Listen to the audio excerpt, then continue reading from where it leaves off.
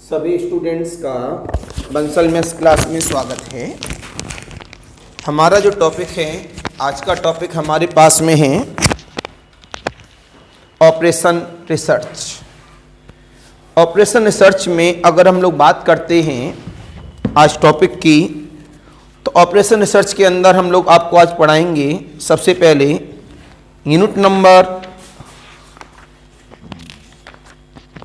Number में हम लोग आपको पढ़ाने वाले हैं सेकंड। तो आज का ये जो टॉपिक है हमारे पास वो यूनिट नंबर सेकंड में चलेगा। मैंने आपको पहले दिन ही बताया था, जिस दिन सिलेबस हैंडल कर रहा था, सबसे बड़े यूनिट में काम करता है। इसमें सबसे इंपॉर्टेंट टॉपिक है हमारे पास assignment problem. What is the meaning of the assignment? आप याद करिए, जो भी बच्चे एमबीए वगैरह करते हैं उन सभी बच्चों को ये टॉपिक भी पढ़ाया जाता है। एमबीए कर रहे हैं मतलब मैनेजमेंट ऑफ बिजनेस, तो कहीं न कहीं बिजनेस में ये यूज होता होगा। जो असाइनमेंट है, असाइनमेंट आप स्टूडेंट लाइफ थी तब भी आप असाइनमेंट बनाते थे, लेकिन एमबीए में पढ़ाया जाता है मैनेजमेंट ऑफ बिजनेस में, तो कन्फर्म है वो बच्चा जॉब करेगा या अपनी कंपनी को संभालेगा, तो वहाँ भी असाइनमेंट बनवाया जाता है। असाइनमेंट का मतलब होता है कि एक ऐसा परफॉर्मर रेडी करना जो एक कॉम्बिनेशन बना सके। अगर हम लोग कंपनी की बात करते हैं तो कंपनी में क्या होता है? जॉब होता है और पर्सन्स होता है और प्रॉफिट होता है। तो पर्सन और जॉब के बीच में एक इस तरह का वे देना कि कंपनी को मैक्सिमम से मैक्सिमम प्रॉफिट हो। कौन सी जॉब किस पर्सन को जानी है, ये सब इसके अंदर रहता है। अगर हमारे पास मान लिया किसी क्लर्क की जॉब है, उसे डायरेक्टर बना दिया जाए, तो आप बताइए उस कंपनी का क्या होगा? जो क्लर्क पे बैठा हुआ बंदा है उसे डायरेक्टर बना दिया जाए तो उस कंपनी का क्या होगा? बेड़ा गर्क हो जाएगा। तो एक सामंजस्य बिठाला गया। तो क्या बताया गया इसमें कि minimum cost per maximum profit. तो मान लिया हमारे पास 5 जॉब्स हैं, तो 5 पर्सन्स होंगे, तो एक जॉब पर एक पर्सन बैठ जाएगा। क्या कहा? एक जॉब पर एक पर्सन बैठ जाएगा। ट्रक्स एंड रूट्स हैं, अगर 5 ट्रक्स हैं तो हम एक ही रूट पे तो नहीं भेज देंगे, उनको अलग अलग रूट्स पे भेजेंगे। तो ये सब क्या है? एक प्रोसीजर है। और कैसा प्रोसीजर? जो एक सामंजस्य बिठा सके और हमारा पैसा कम लगे लेकिन प्रॉफिट ज्यादा हो। तो वही बात इसके अंदर आती है असाइनमेंट प्रॉब्लम के अंदर। तो मैंने क्या लिखा है?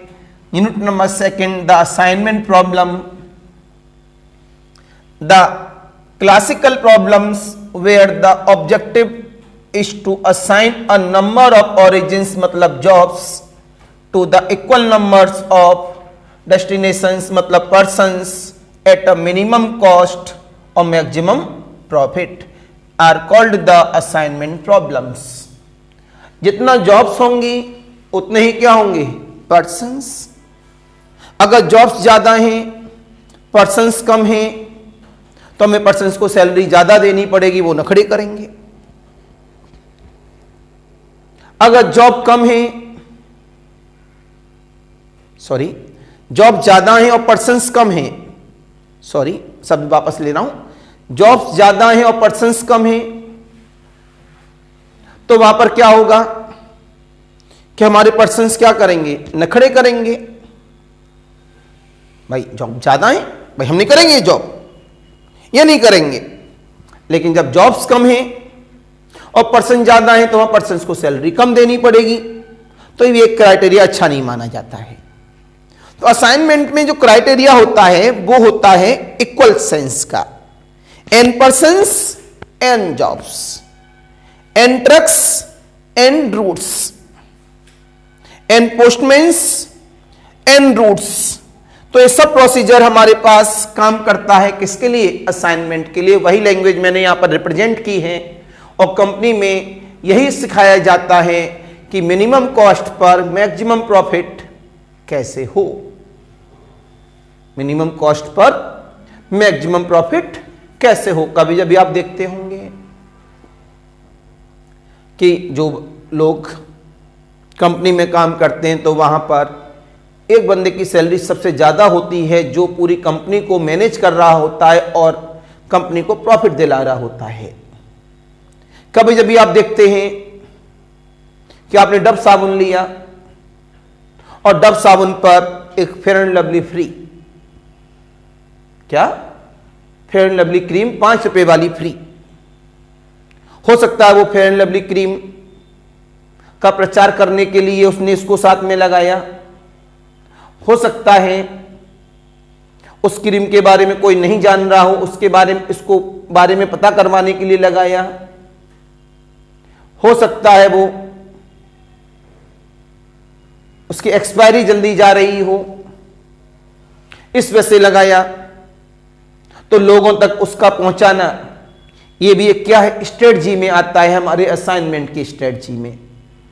तो असाइनमेंट का काम है अपनी कंपनी को minimum cost per maximum profit दिलाना, लेकिन हमें कस्टमर्स का, दुकान का, जॉब्स का, पर्सन्स का, हर सेंस को भी सोच के चलना है।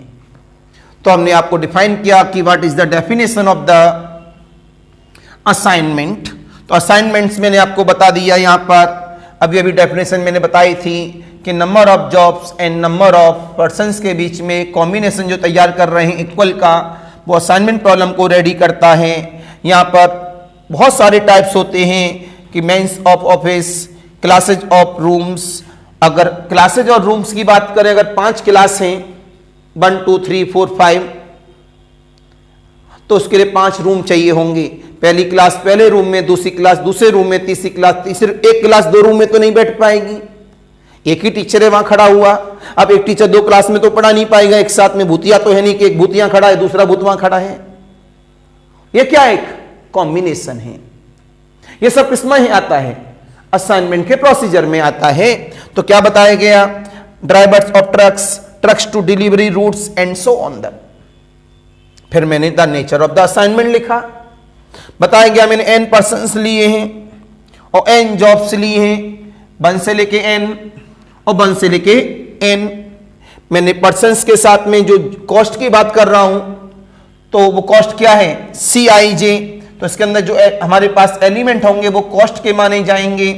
तो मैंने इसके बारे में पूरा डिफाइन किया कि let there be n jobs to be performed and for doing these jobs n persons. n jobs n persons के लिए काम कर रही हैं are available. Assume that each persons can do each jobs at a time. पर एक person को एक ही जॉब दी जा सकती है।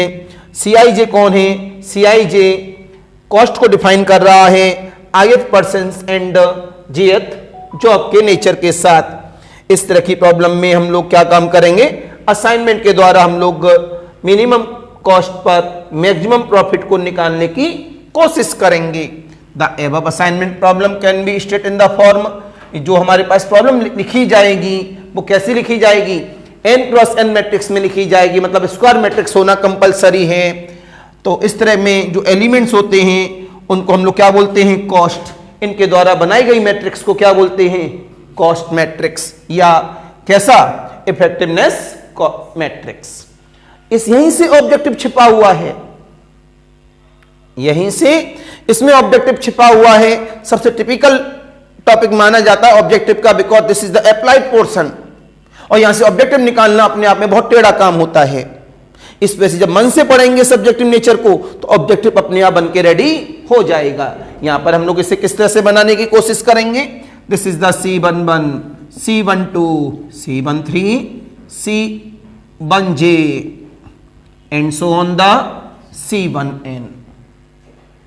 इसके बाद C21, C22, C23, and so on the C2J, and so on the C2N. फिर सामने आता है C31, C32, C33, and so on the 3J, and so on the C3N, and so on the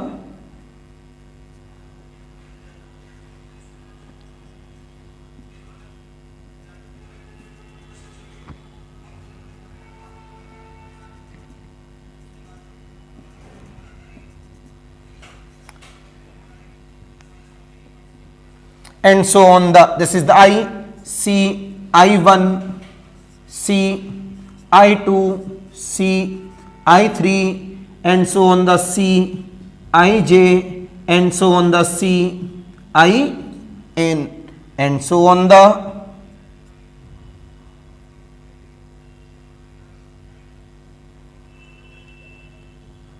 CN1, CN2,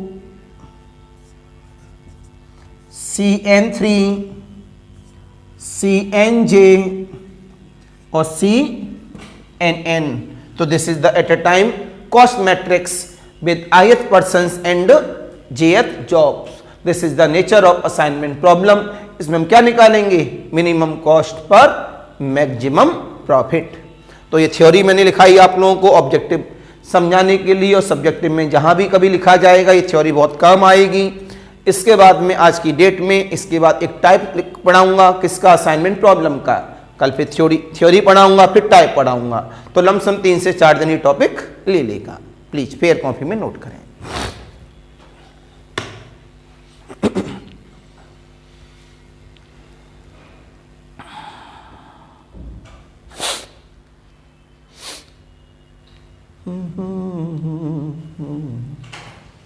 online offline वाले सभी बच्चे note करिएगा, इसे काफी इंपोर्टेंट टॉपिक है. और सबसे बड़ी बात है ओरिजिनल टॉपिक है हमारे पास.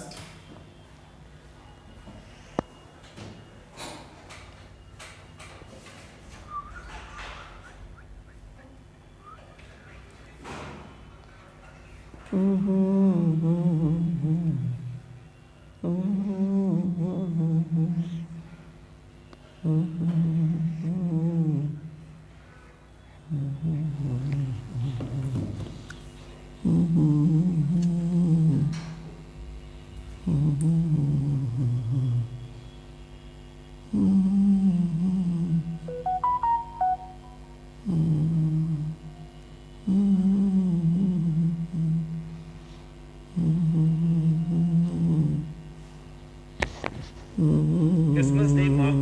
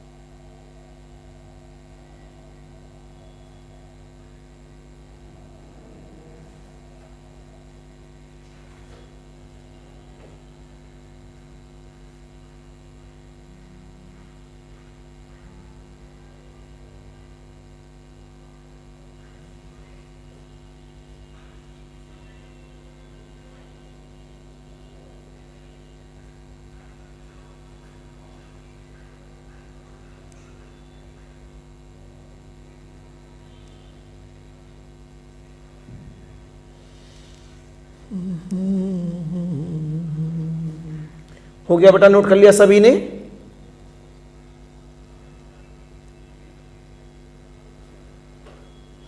चलिए, इतना करने के बाद हम लोग आगे बढ़े। अब सिखाते हैं आपको प्रॉब्लम। भाई ऑफलाइन का लेक्चर है, तो बीच बीच में बच्चे जब नोट कर रहे होंगे तो भाई समय लगेगा, तो वेट तो करना पड़ेगा। ऑनलाइन की तरह तो है नहीं, एडिटिंग करके हमने भेज दिया। लेक्चर हम एडिट नहीं करेंगे, सीधे सीधे लेक्चर ऐसे ही भेजेंगे। अब सिखाया मैंने आपको problem.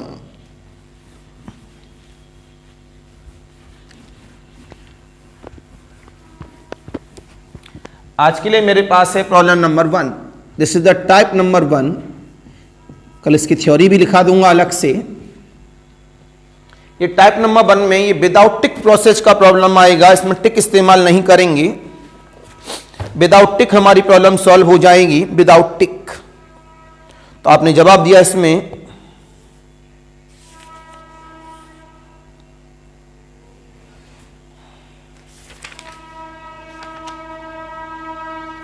to solve the following minimal assignment problem. Solve the following minimal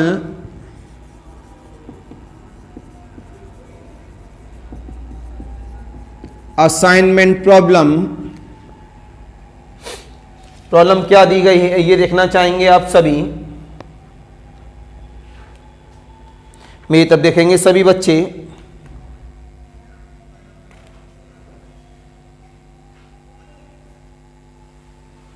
problem, एक मिनट रुक जाना, टाइप नंबर 1 ले रहा हूं, तो टाइप नंबर 1 जैसी ही प्रॉब्लम लिखूंगा बोर्ड पर।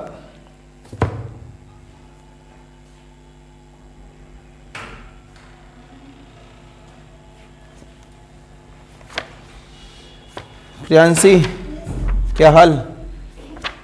बढ़िया। कल तो आप आई नहीं थी, टाइम कैसे पता लगा? पूछ लिया था। चलिए, तो इसका टाइप नंबर 1 देख रहे हैं आप लोग सभी। टाइप नंबर 1 को देखें आप लोग। देखेंगे आप लोग प्लीज, मेरी तब देखें। दिस इज द रुक जाइएगा, इतना जल्दी ना करना। Persons and job, job and person,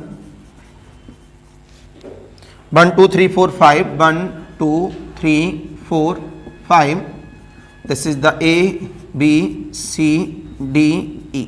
सबसे पहली बात क्या देखते हैं, number of persons and number of jobs equal होनी चाहिए। This is the 8 4 2 6 1 0 9 5 5 4 3 8 9 2 6 3 8 9 2 6 4 3 1 0 3 4 3 1 0 3 9 5 8 9 9 5 8 9 5। Solution start किया गया है। बड़ा ध्यान से समझिएगा, अप्लाइड पोर्शन है कि हम कैसे सॉल्व करेंगे। इसमें हम लोग सबसे पहले प्रॉब्लम में हमने बोला स्टेप नंबर 1, हम सबसे पहले क्या करते हैं, सब्ट्रैक्ट करते हैं स्मॉलेस्ट एलिमेंट को। तो सब्ट्रैक्टिंग द स्मॉलेस्ट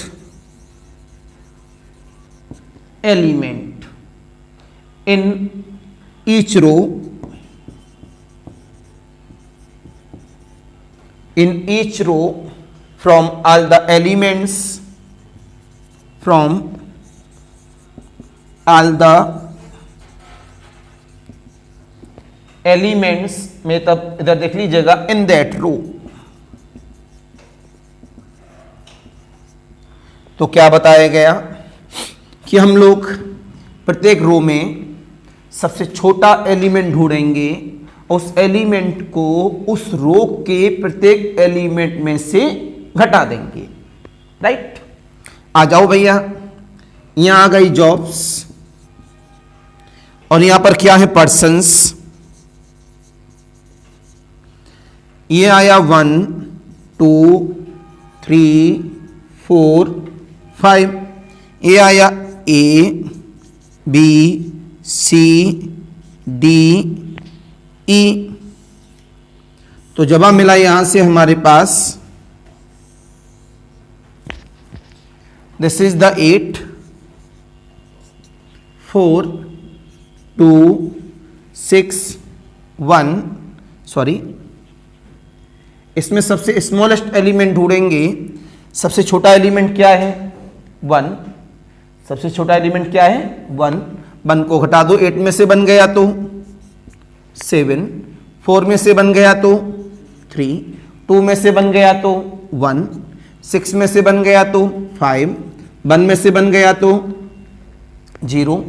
इसमें सबसे छोटा एलिमेंट क्या है, 0 0 9। भाई 0 को किसी में से भी घटाएं कोई इफेक्ट नहीं पड़ता, कलम रोको, पहले समझो। इसमें सबसे छोटा एलिमेंट क्या है, 2। 3 में से 2 गया तो 1, 6 7 0 4। सबसे मिनिमम क्या है, 0। तो 0 को घटाने पर कोई इफेक्ट नहीं पड़ता, 1 0 3। सबसे छोटा एलिमेंट क्या है, 5, then 4 0 3 4 0। Any confusion, any doubt? ये पहला स्टेप है इसका। इसके बाद हम बढ़ते हैं इसमें आगे। इसके सेकंड स्टेप के लिए नाम आया स्टेप नंबर 2। स्टेप नंबर 2 में जब हमने आगे बढ़ाया,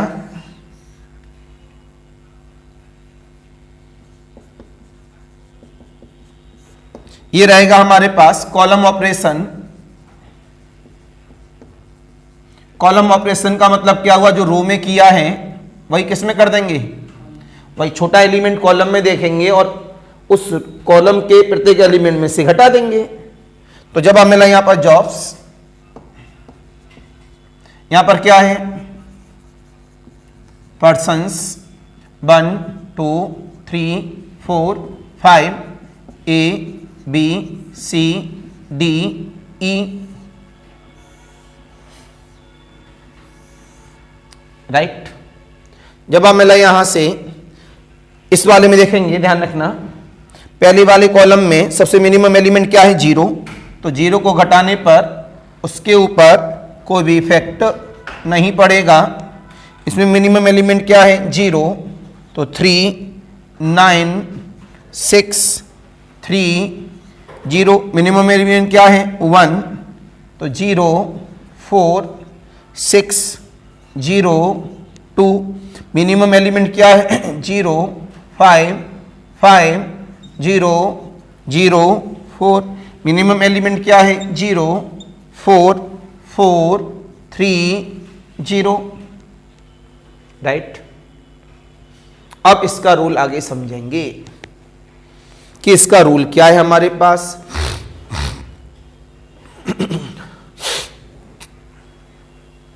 अब इसमें हम लोग 0 को इनक्लोज्ड 0 बनाएंगे। बड़े ध्यान से सीखिएगा। 0 को क्या बनाएंगे हम लोग? इनक्लोज्ड 0। 0 को हम लोग क्या बनाएंगे? इनक्लोज्ड 0। कैसे बनाएंगे? हम रो से स्टार्ट करेंगे और कॉलम पे जाएंगे। क्या करेंगे? रो से स्टार्ट करेंगे और कहां से जाएंगे? कॉलम पे जाएंगे। अगर रो में सिंगल 0 है, क्या कहा? अगर रो में सिंगल 0 है तो उस 0 को हम लोग क्या कर देंगे? इनक्लोज्ड कर देंगे। क्या करेंगे? इनक्लोज्ड कर देंगे। और जहां पर वो इनक्लोज्ड होगा और उसके कॉलम में जितने भी 0 होंगे वो क्या हो जाएंगे? कट हो जाएंगे। जैसे कि इसमें कितनी 0 हैं? 2 0 हैं, तो इसमें कोई भी 0 इनक्लोज्ड नहीं होगी। इसमें कितनी 0 है? 1 0 है, तो आपने क्या बोला? ये इनक्लोज्ड हो जाएगी। इस इनक्लोज्ड वाले कॉलम में कोई 0 है तो उसे काट देंगे, अगर नहीं है तो कोई मतलब नहीं है। ऐसा क्यों भाई? किसी भी रो या किसी भी कॉलम में एक ही 0 इनक्लोज्ड हो सकती है।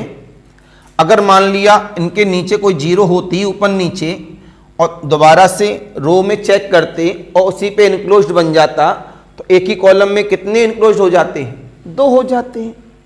इस वजह से जब रो में इनक्लोज्ड करेंगे तो कॉलम में 0 कट कर देंगे, और जब कॉलम के द्वारा इनक्लोज्ड बनाएंगे तो रो में कट कर देंगे। तो क्या सीखा? जिस रो में, अभी रो की बात कर रहे हैं, सिंगल 0 है, उसी को इनक्लोज्ड करेंगे।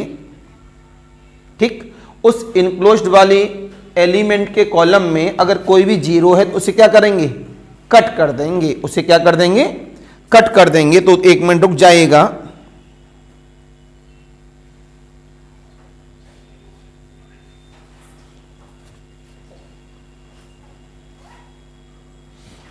थोड़ी सी लाइन लिख दूं।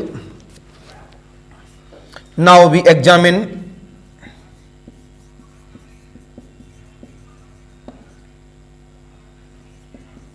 rows, okay, in the second row, in the second row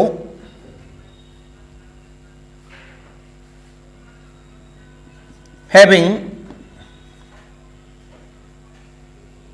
only 1 0, only 1 0, so the mark at this 0, at this 0, जिससे आपको याद रहे। Hello ji,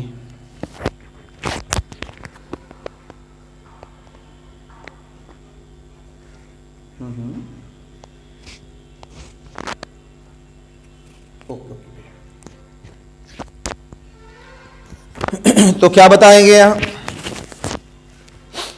now we examine rows in the second row having only 1 row, so the marks, इस तरह का marks जो close का at this रो, इस रो में उस 0 पर उसको हमने किस में बंद कर दिया? A and D and, cancel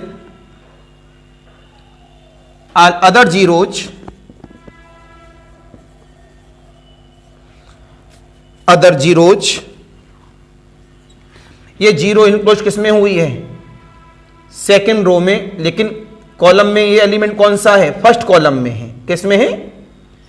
and cancel all other zeros in the first column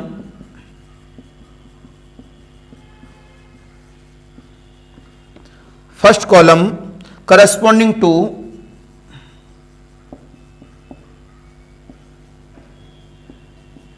this box।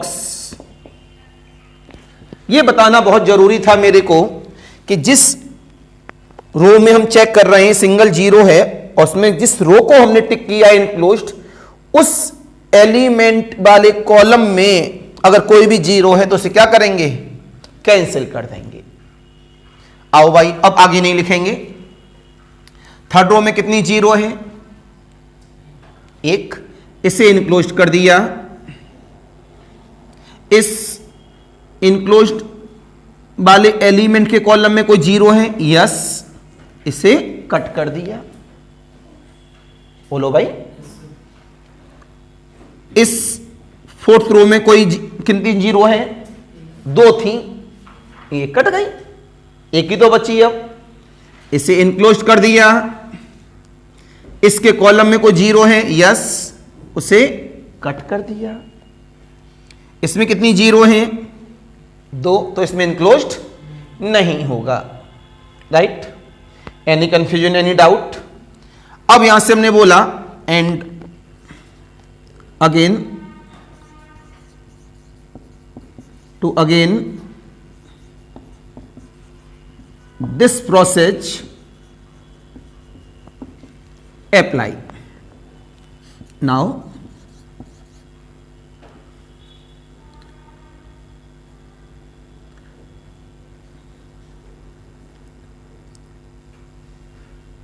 row process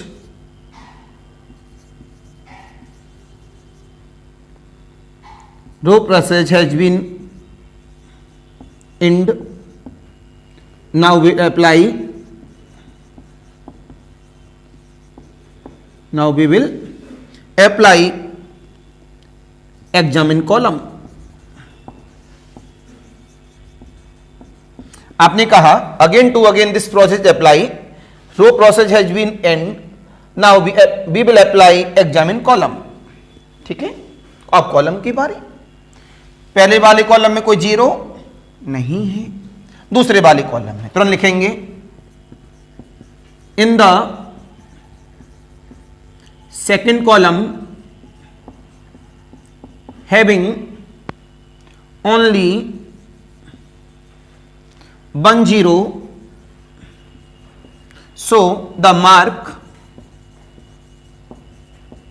closed at this 0 and cancel all other zeros in the, ये कौन सा रो है बेटा? पांचवा। In the first row, sorry fifth row corresponding to this box. मैंने कहा पहले column में कोई जीरो नहीं बची है, दूसरे कॉलम में एक जीरो है, इससे हमने क्या कर दिया? इनक्लोज्ड।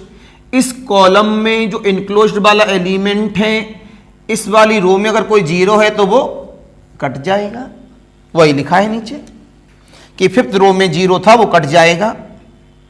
ठीक, इसमें कितनी जीरो? एक भी नहीं। इसमें कितनी जीरो? एक भी नहीं। इसमें कितनी जीरो? एक, उसे क्लोज कर दिया।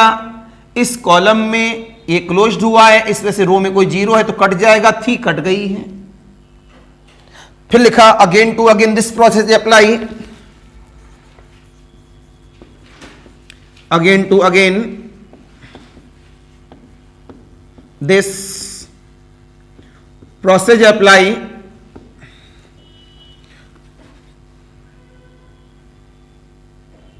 राइट। जैसे ही हमने इस प्रोसेस को अप्लाई किया, अब कॉलम भी समाप्त। ओके, अब ये देखो कोई जीरो ऐसी है जो क्रॉस होने से बच गई है, नहीं, सारी जीरो पे क्रॉस आ चुके हैं या बॉक्स आ चुका है। तो आपने साफ बोला कि सारी की सारी जो जीरो हैं सभी जीरोज पर या तो क्रॉस आ गया है या बॉक्स आ गया है, या तो क्रॉस आ गया है या बॉक्स आ गया है। तो उसमें हमने लिखा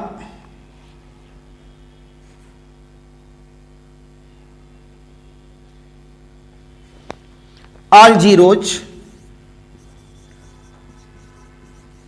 are marks by box and cross. सभी जीरोज बॉक्स एंड क्रॉस के द्वारा मार्क्स हैं। ओके, अब इसके बाद ये देखना है कि ये कितने बाई कितने का था, 5 क्रॉस 5 का। कितने बॉक्स इसमें हैं, 1 2 3 4 5। अगर 5 बॉक्स हैं 5 क्रॉस 5 में तो ये प्रोसेस समाप्त। अगर 5 बॉक्स से कम होते तो वो टाइप नंबर सेकंड होता। तो टाइप नंबर 1 में क्या है, सारी जीरोज पे मार्क्स आ जाएं क्रॉस के या बॉक्स के, और बाद में नंबर ऑफ बॉक्स कितने हो, बोलो भाई, नंबर ऑफ जॉब्स या नंबर ऑफ पर्संस के बराबर हो। तो वहां पर ये प्रोसेस क्या हो जाता है, समाप्त हो जाता है। तुरंत यहां से बोला गया, तो मैंने लिखा all zeros are marks by this. नई लाइन से लिखा गया, मैं तब देखते रहना, in the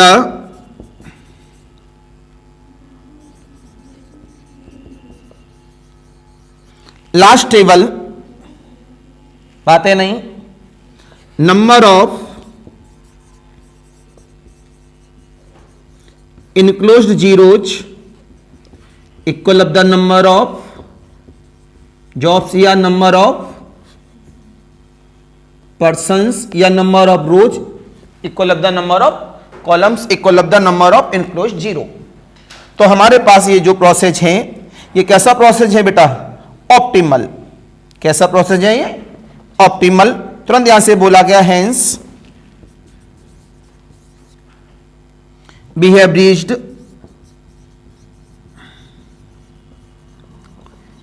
reached to the solution of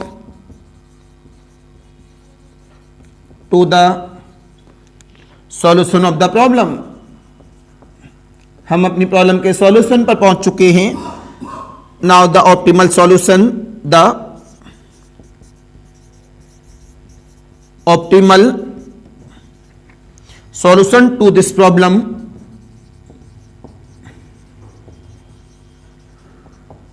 is, इसका ऑप्टिमल सॉल्यूशन क्या, ध्यान से देखेंगे बेटा। ए का बॉक्स कहां पे है, 5वें नंबर पे है, ठीक है भैया। बी का बॉक्स कहां पे है, पहले नंबर पे है। सी का बॉक्स कहां पे है, 4th नंबर पे है। डी का बॉक्स कहां पे है, 3rd नंबर पे है। ई का बॉक्स कहां पे है, 2nd नंबर पे है। क्यों बच्चा लोगों, एनी कंफ्यूजन, एनी डाउट? तो ये तो हमारे पास क्या हो गया, इसका लूपिंग प्रोसेस। कैसा कि कहां से कहां तक इसे हम लोगों ने बनाया है, ये हमने मैच कर दिया। तुरंत यहां से बोलेंगे मिनिमल असाइनमेंट कॉस्ट। यहां जगह है मेरे पास, the minimum assignment cost is. ध्यान से देखना बेटा मेरी तरफ। ये तो इसका प्रोसेस हो गया, कहां से कहां तक चले, किस पर्सन्स को कौन सी जॉब मिली। तो आपने बोला ए वाले पर्सन्स को 5वीं जॉब मिली, बी वाले पर्सन को पहली जॉब मिली, सी वाले पर्सन्स को 4थी जॉब मिली, डी वाले पर्सन को 3rd जॉब मिली, ई वाले पर्सन को 2nd जॉब मिली। राइट, तो हमारे पास जो मिनिमम कॉस्ट बनेगी वो क्या बनेगी, उसको और देखना। हम ओरिजिनल टेबल पे जाएंगे, किस पे जाएंगे, ओरिजिनल टेबल पर। ए का 5, ए का 5वां नंबर क्या है, 1 प्लस बी का 1 कितना है, 0, एंड सी का 4, सी का 4 कितना है, 2, एंड डी का 3 कितना है, 1, एंड ई का 2 कितना है, 5। बोलो बेटा लोगों, एनी कंफ्यूजन, एनी डाउट? तो इसका सिंबल हो जाता है जेड से, तो Z equal of the 5 6 7 8 9, this is the answer, और नीचे वाला दिस इज द आंसर। तो दो आंसर हमारे पास प्रोसीजर में रहते हैं कि हम किस तरह से अप्लाई करेंगे। अगर वो मांग रहे हैं कि हमें किसको क्या देना है तो एक आंसर है, मिनिमम कॉस्ट मांग रहे हैं तो उसके बाद वो कॉन्सेप्ट आगे आ जाता है। समझ में आया? नहीं आया? This is the type number 1। मैं उम्मीद कर रहा हूं सभी बच्चों की समझ में आ गई होगी टाइप नंबर 1 क्या है।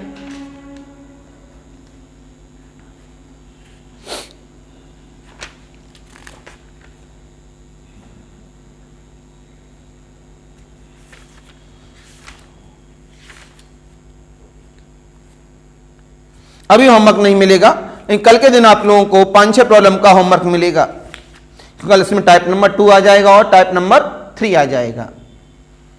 सभी समझ में आया? तो बेटा ये लेक्चर आपका बंसल में इस क्लास में चल रहा था, तो मेरा कॉन्टेक्ट नंबर है 9451110522। अगर मेरे से मुलाकात करनी है या लेक्चर लेना है जो भी है तो आप मेरे को व्हाट्सअप कर सकते हैं। तो आज के लिए नमस्कार, बाय बाय।